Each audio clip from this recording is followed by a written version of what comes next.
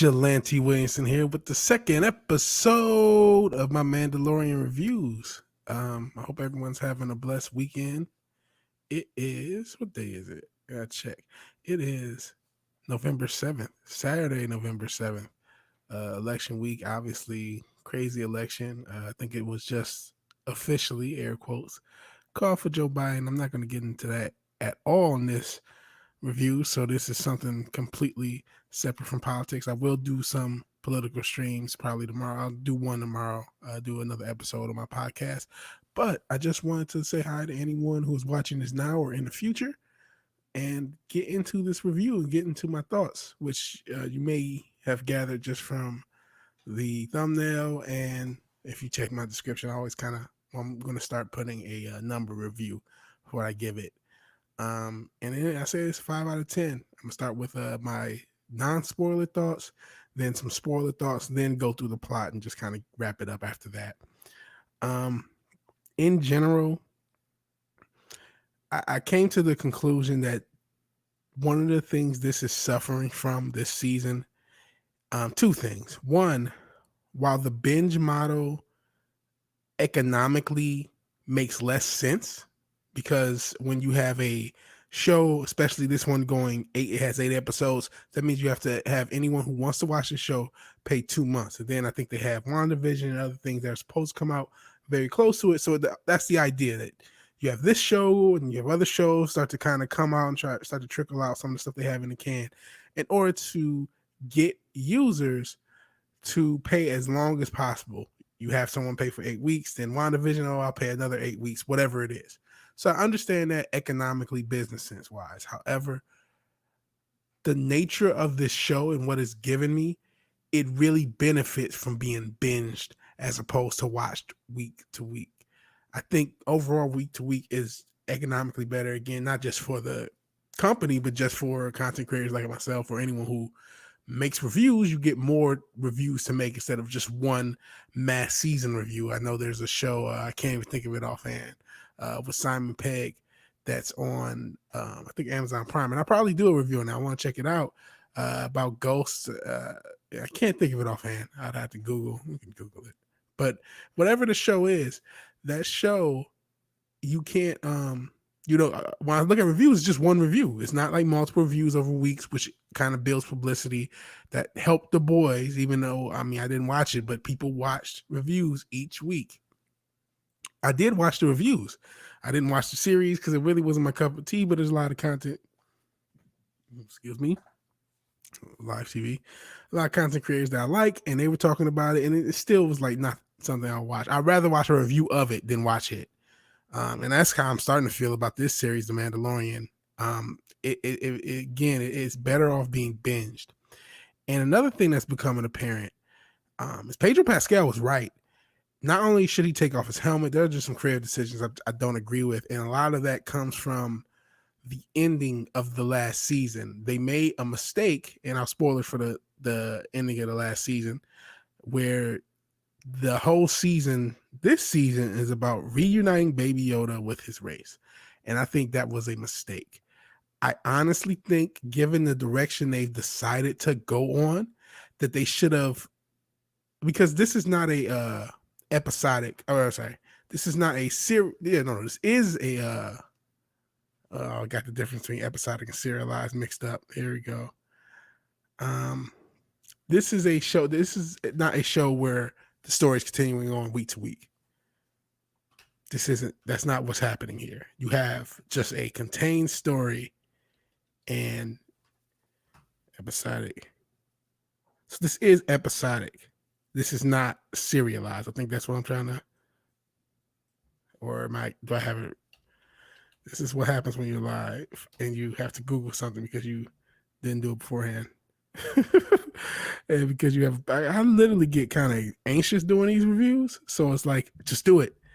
So serial continuing plot. So, okay, yeah, these are episodic. The show is episodic and it's not serialized. That's what I'm trying to say.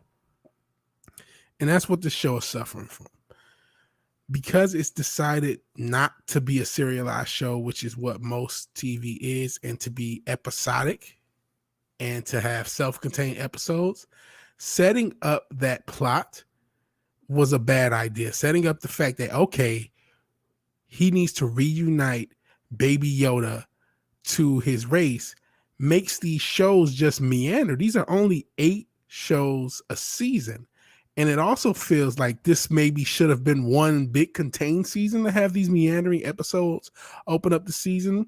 Not going to quite get into spoilers, but just there's a lot of characters we haven't seen yet. And there's just a lot of things that haven't happened, and we're already 1/4 the way. It just feels like nothing's really happened of weight towards that goal of getting Baby Yoda close to his race or reunited with his race. And I think the series would have benefited from that not being the goal. It should have just ended where he's a bounty hunter again. There are people who want to get Baby Yoda, but he's allowed to just be a bounty hunter, and that's just it. And that's just how it ends. There's really he just goes his own way, and he just, he takes another bounty, and that's it. And so that would give all of these plots a lot better subtext, to where he's not trying to necessarily reunite Baby Yoda. I think it would have been better where the ending is not him having to reunite Baby Yoda, but they already kind of teased it with him being a part of the clan, or him having his own clan with Baby Yoda. That should have just been it. If you end right there without this obligation of having to reunite Baby Yoda with his home race or home planet or home people, however they're going to actually do it, you remove the requirement from me watching of expecting this to quite go somewhere. Because, if you take that away, I think I add a point to each episode that I've reviewed so far. I think the last one, which I call a 6.5, will be a 7.5, and this one will be a 6, because I wouldn't be expecting it to go anywhere. I would know what I'm getting. This is Villain of the Week, because, quite frankly, visually, it's still a fun place to be. It's still a very a lot of good action scenes. I call it dumb and hot, because that's what it is. It's like a dumb and hot girlfriend or boyfriend, to be, gender neutral or whatever. I'm not trying to be offensive, but you get the idea. The idea of just being like of no substance. And again, there's nothing wrong with that. There's a place for that. That's what I want from The Mandalorian. But you have to do it well, and a lot of that entails what you do as a setup. I mean, if I'm not expecting this to go anywhere specific, and let's just say Mando just came up with his own, he just wants to find all the Mandalorians, and that was more of the subplot, then it could kind of move on at his own pace, because you get that may take forever to find all the Mandalorians. You know what I mean? And that was just one cove that he was in, and kind of expanding that universe. That's not something you expect to happen in a season. But when you could get to reunite Baby Yoda, I'm like, hurry up and do this. Get to this so we can finally get to the series. That's how I almost feel. I want not I realize what it is. I want an episodic show. I call it Villain of the Week, Monster of the Week, Story of the Week. I actually want that from The Mandalorian, and that's what a bounty hunter setup, which that's what we were teased before the series started. That's what it lends itself to. And that would make these subplots better. Let's say this whole subplot, which I'll get into shortly as far as spoilers, let's say the whole subplot of the passenger, or the main plot, not subplot, but the plot of the passenger, of him. I'll just get into spoilers now. Spoiler warning for the whole episode. The main plot revolves around him trying to get this creature, and I forgot the creature's name or the race, trying to get this creature to another planet, but he can't use warp drive because she's trying to preserve her eggs and get her eggs to keep her species alive. Her husband has found a planet for them. He's gone through all sorts of crap to find a planet. She just needs to get there. And I think either on this planet or nearby, there should be other Mandalorians, which would help Mando find someone that could help find his race, even though there's kind of a plot hole when you go back again to the end of last season, because he was with the Mandalorian. And I guess I get that a lot of them scattered, but it was just like no way for her to know. It felt kind of weird when you look back at it, but I digress. So he's trying to find another Mandalorian. That's still kind of the plot. So he's trying to find other Mandalorians to hopefully find Yoda's planet. So it's just like these layers upon layers of plot. And now here's another layer. He has to try to get this woman to her planet that she's trying to repopulate her species with her husband, without using warp drive. And so that means he gets pulled over by the space police, which in this case are the New Republic, which are the old rebels. I'm not gonna go too far in the plot quite yet, but so that whole plot, if I wasn't waiting for you to get to Baby Yoda's home planet, I wouldn't care if this was just another odd job or okay, he'll take it just for money. He got duped into it. It was stupid. The Mandalorian is like an idiot. He's not only is the show dumb and hot, I guess that's kind of him as well. I also think I think if they're doing the bounty hunter, I'm not bounty hunter, if they're doing the stunt double as the body double for him, and which is reportedly what they're doing. There's a body double doing it. He's just dubbing it over Pedro Pascal. That's really not helping. I really think not only should we see Pedro Pascal's face, I really think there's a disjointedness to the acting because of that, and it's noticeable to me, and I'm surprised. I'm not sure if anyone has picked up on it, but I can kind of tell that there's a different person moving to talking, and it's weird. That's just a weird subplot to everything, or subtext, or sub. I don't know what I'm trying to say. There's a weird thing I know is going on. Excuse me, got a hydrated die.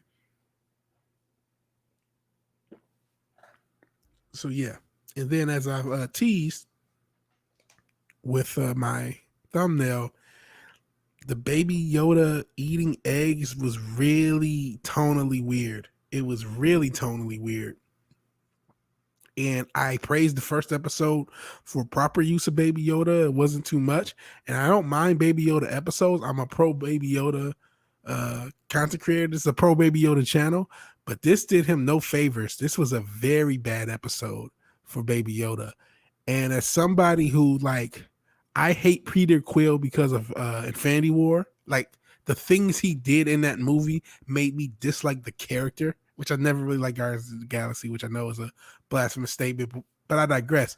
So I can see people feeling similar to Baby Yoda because he's eating this woman's eggs and it's supposed to be cute, but it's like he's literally genociding this species that only has those eggs, that woman and her husband in existence, and she's trying to preserve their existence. So it's like, oh my God. And then later on in the show, Baby Yoda's eating gets them into more trouble. It's just like this creature is annoying. And of course, he just is conveniently not looked at. Like, Mando's such a bad parent. There's just times where he just doesn't look at Baby Yoda and he gets into stuff. It's becoming annoying. I don't like this use of Baby Yoda. And before I really get hardcore into the plot, I know that there's talks about spinoff shows, and I'm like, oh Lord, it's Jon Favreau, Iron Man 2. Is that what's going on? Where it's like, oh, let's set up all these spinoffs. I really just think the storytelling of this series is really just not good. There's just no other way to put it. And again, a lot of that could be remedied by just not putting the pressure of expecting this to go somewhere, of just knowing, hey, this is episodic, villain of the week sci-fi where everything looks cool. The plots are simplistic, and sometimes it's cheesy. They're just so simplistic, contrived, cheesy, and I think that's also not good. But I mean, they can still get to a lot of the places they want to go, just in a more logical and simpler way. But they really go through the most cheesiest subplots, and sometimes I'm wondering, there are no subplots. And that's kind of another thing. We haven't seen any other characters. We haven't seen Cara Dune. We haven't seen Carl Weathers' character. I always forget his name. But we haven't seen these characters. We haven't seen Moff Gideon. We haven't seen any of them. We're 1/4 away through the series, and we've seen no real characters from the last season except this mechanic.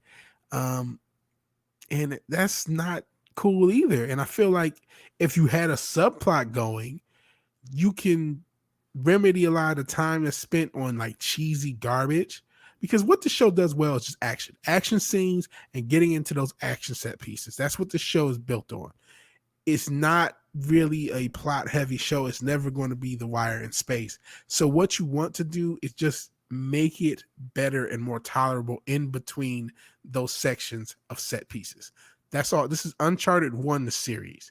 That's what this show is. So if you're going to do that, you need to make what's in between those set pieces a lot more tolerable than it is. And I think a subplot, just one, I don't want to go too far in the other direction, but I think a subplot, I would like to see what's happening with Cara Dune. I would like to see what's happening with man, the guild in general. I can't remember my man's name that Carl Weathers played, or Moff Gideon, whatever. I want to. It would be nice to see how things are setting up for Mandalorian, and even if it was just one subplot per show, you see a different character's perspective of what they're doing now and how it may link up with Mandalorian down the line. That would give me something to look forward to plot wise as well. It's just as it stands. And I guess now it's probably time to just go through the plot. It's just cool action set pieces, a bunch of meandering, a bunch of stupid dialogue, a bunch of just mind numbing plot holes, and then a cool set piece. Even though the CG is not perfect, the set pieces are cool, but everything looks cool. What gives this show kind of a pass is just being in the world of Star Wars and the way everything looks. And so that's why you have to, no matter how much I want to hammer them for the plot, the look of the show is so nailed and so perfectly. It's a joy to watch if you're a Star Wars fan or a sci-fi fan. As far as visual, I'm not saying it's the best visual show. I know throughout history there are shows with better practical effects and more to it, but I mean this show still is pretty good. And that's what the show lives on to me. It coasts on that. It coasts on its look. It coasts on the lore, and it coasts on the action set pieces. And in between those, you really have nothing. And I think last week I considered it the worst episode of The Mandalorian, and this week has taken over that title. And that's not the direction you want to go. It's still watchable though. So if you want to, before to get into the plot hardcore, you want to end the review on that, it's still watchable. 5 out of 10. It would be better if binged, but I understand why they're doing it week by week. It makes more economic sense. So let's get into this plot. It starts off with the Mandalorian. It starts off right where the first episode ends. He's on a speeder bike. Presumably Boba Fett was looking at him, but he doesn't factor into this episode, on a speeder bike, and he gets caught in a trap by people who are trying to get Baby Yoda. I guess they're just people of the guild or whoever. They're just bounty hunters trying to get Baby Yoda. Cool action set piece to get rid of him. The one bounty hunter or whoever's trying to get Baby Yoda, finally, one of the few that are living, I think he may be the only one living at that point, gets a knife to Baby Yoda, and he trades the rocket pack for him. And he does a little cool thing where he kills the guy and kind of just shrugs his shoulders at Baby Yoda. But it's cool because you see how much he cares for him, and you see that people are still out to get him. And it's cool. So just cool action set piece. That's what the show's really good at. That's where you're like, yeah, cool opening. It's a really cool opening, just visually. Everything that happens in it, the whole fight scene is good. Then he walks into town, and he meets up with the mechanic who's becoming very annoying. And she's gambling, and it's just Mando is just an idiot, so he falls for whatever characters tell him. He's Link from Legend of Zelda, so he just falls for whatever characters tells him, and he goes on whatever fetch quest they have him. And because he's still looking for Mandalorians, he hears this idea, like I told about the lady. At first, you don't know who she is because the mechanic is just kind of telling, hey, I know somebody who may help you find other Mandalorians. You may know of a coven where there are other Mandalorians. And so that would be more Mandalorians for him to find, and hopefully increase his chances of finding Yoda's home world. So eventually, he kind of gets tricked into it with some weird gambling thing, because she's playing something against some creature. But again, everything looks so cool. The creature kind of looks cool. I mean, it looks a little bit Chuck E. Cheese animatronic, but he's still cool looking. And she gets tricked into paying her gambling debt or betting for him, whatever it is. And then later on, or right next scene, she links him up with her connect, I guess, or her source on finding other Mandalorians, and tells her plot, which is, again, she's a creature. She's trying to get her eggs to her husband. At that point, you don't know that they're the last of their species, but they let you know at least that she's trying to get her eggs to the husband so she could fertilize them, basically. And on that planet, that there are other Mandalorians, or there's a coven nearby, and that you can't go too fast in the ship because you don't want to damage the eggs. So he gets duped into taking that job, because she says something like, I would trust her with my life. And then he asks, how long have you known her? Like 10 minutes. It's like, this is stupid. You don't have to make the Mandalorian look stupid. Again, if there's no subplot and he's just taking it for money, he's just taking it for money. Or if he's just taking it just for I think he didn't want to do that. He was just taking it for that purpose, but she kind of ropes him into it because that happens a bunch in the episode. The mechanic ropes him into it. But if he was just taking it for money and that was it, it would be okay. He's just doing another job for money. That's just the long and short of it. I'm not having any expectation of it. He doesn't have to be made to look like an idiot, but I digress. He can't really understand the woman. She speaks a different language than he knows. He clearly knows other languages because he was able to speak to the Sand people, but he doesn't know how to speak to her. So that's a little bit of an issue. And then when they finally get on the ship, it establishes, as I showed in my thumbnail, that Baby Yoda likes eating eggs. And of course, Baby Yoda's diet is going to come into play later on in this episode. But he likes eating the eggs, and they try to make it like it's some cute thing before later on introducing the fact that he's the last. She has the last of her species. It's like, this is really disturbing, and it was disturbing even before then. It's like, this is a living thing he's just eating. It's just like, isn't genocidal abortion adorable? It's like, no, it isn't. So this really just, heel turn Baby Yoda for no reason, because he starts to eat the eggs, and then eventually the cops get to him. The X-Wings get to him, and he doesn't have his registration, right? He's riding around wrong. I can't remember the exact specifics of the reason that they are trying to get him. Like, it was something where some stupid registration reason. It was something stupid. And one weird thing is, because there's a point where he almost gets out of it, and he says, "May the Force be with you." That's a major plot hole because they didn't know who the Jedi were. So, excuse me, how can "May the Force be with you" be a saying that is known for the New Republic? Like, that's something you should say to the New Republic. But they don't know what Jedi are, and they're like some legend. Like, how can the Force be so disconnected from Jedi and Sith? That makes no logical plot sense to me. You should not have established the Jedi as some mysterious thing. People should have known who the Jedi were in Mando's time. That was your choice to make it mysterious, and it was a bad choice. That scene, though, that scene with the armor in season 8 or episode 8 at season 1, they made a lot of decisions in that scene that is costing them down the line. And I really feel like Pedro Pascal was right to protest because the story is not going anywhere. He doesn't feel like the star of the show. There is no star of the show.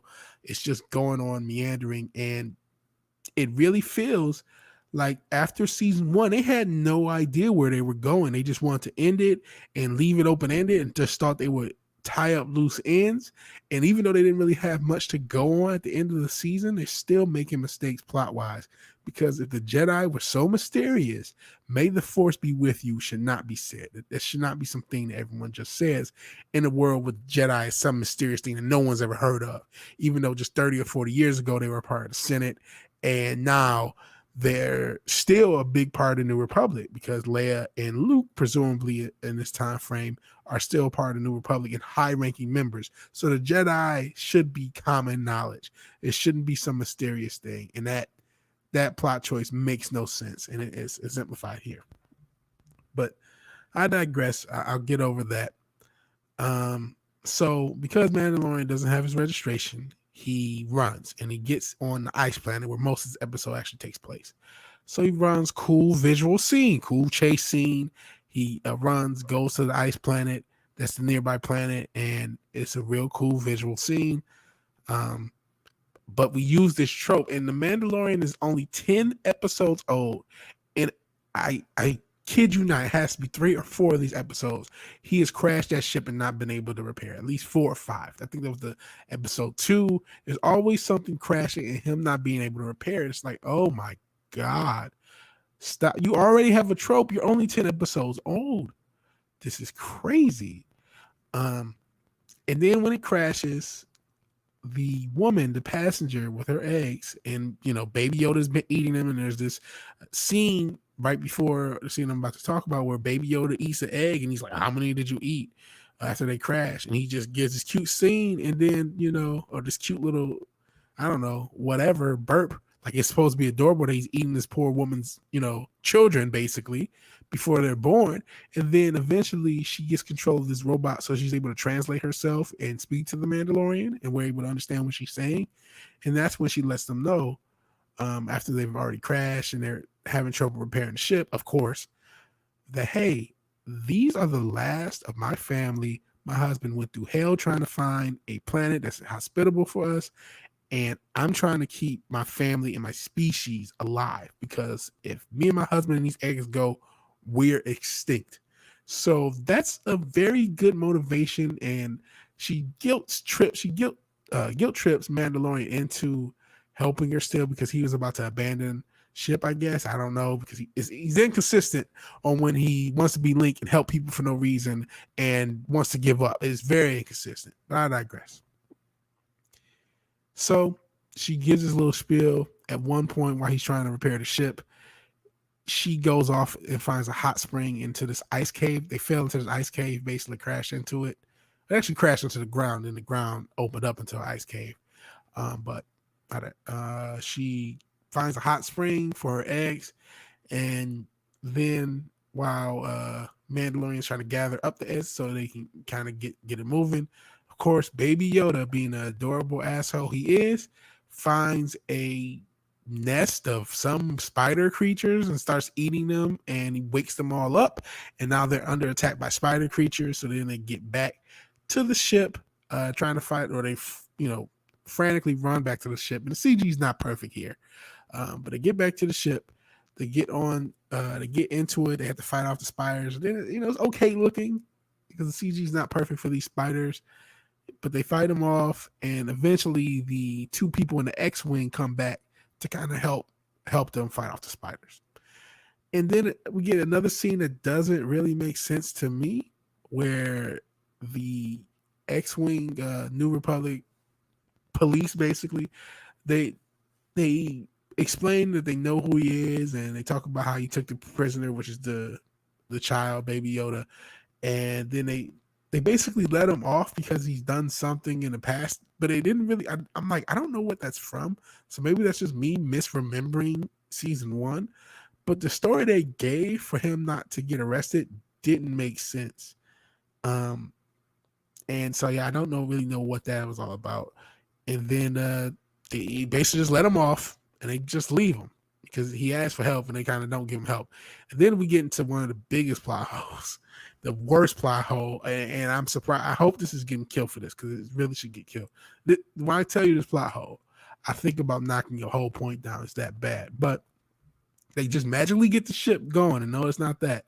They finally just get the ship going, but there's a hole in the hull, so they all have to compress the cockpit and hope that the door doesn't fall off in space. That's not how space works. I know I haven't watched Star Trek Discovery, but there's apparently a sonar in space plotline that happened in the previous season. And that's what this feels like. Like, how are you able to fly in space with a hole in the ship? That makes no sense.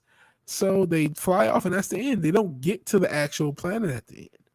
So that's just like, so now we have to wait for this physics-defining ship to get to the planet. Hopefully, remember, it cannot go warp speed. So is this going to be a meandering plot where it takes forever for him to get to that planet? Are we going to have another side quest in episode 3? It's like, oh my God. And again, Baby Yoda going heel turn, and Mando just being the most absentee parent ever. I'm reminded of one time where I was going to get my registration, and there was a guy with his kid, and he had his kid like on the counter free walking without paying attention to him. And it's a high counter. And I'm like, oh my God, will somebody get the kid? He's going to fall to his death. It was the most nerve-wracking thing. But there was other people there watching it, and like, well, please pay attention to their kid. And it was nerve-wracking. That's what it's like watching Mandalorian with Baby Yoda. Will you please pay attention to your child? He's causing a genocide. This abortion is genocide, and making it look adorable, I guess. Don't get what that's all about. And he almost caused you your deaths by eating some other species. It's really stupid, and it makes Baby Yoda look silly. I just think this story is not good. It's a very pretty show. It's very cool to watch. It's very cool to be in the Star Wars canon, but it was not Star Wars canon. The canon's fucked.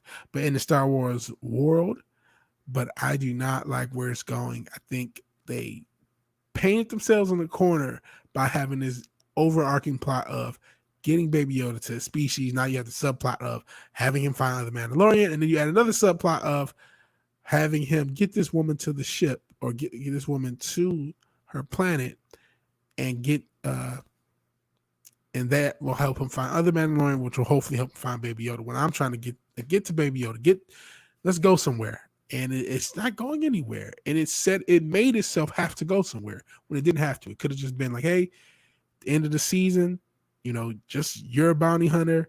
That's your foundling. You're maybe him trying to get a clan of Mandalorian, or maybe he's trying to find the Mandalorian for whatever purpose. But let him be able to meander about. So I'm not really expecting a plot that would help and give me better plot. It just seems like they have set pieces they want to get into, and they find contrived reasons to get into them instead of taking the time to just come up with a logical reason. No one's expecting the wire in space. No one's expecting this great multi-layered plot. You know what I mean? No one's expecting that. Keep it simple, but keep it sensical, and they got to do that. So that's my review of The Mandalorian. It took about a half hour, which is longer than I thought it would. No one joined during the broadcast, but that's okay. So if you watch it afterwards, I hope you enjoy it. So if you like the video, please like the video. If you don't, I forgot my sign off. If you like the video, please like the video.